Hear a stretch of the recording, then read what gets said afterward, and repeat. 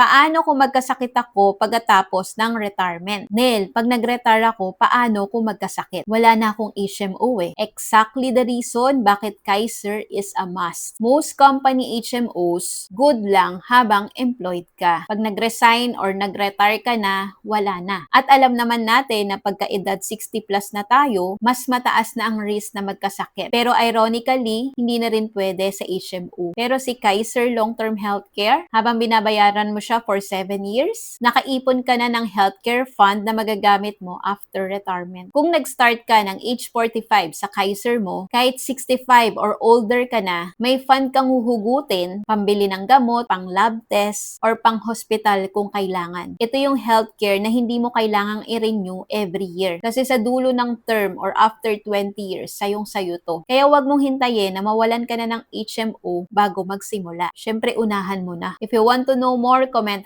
#Kaiser below para masend ko ang video explanation sa inbox mo. Retire early, live free, kayang-kaya basta may tamang gabay.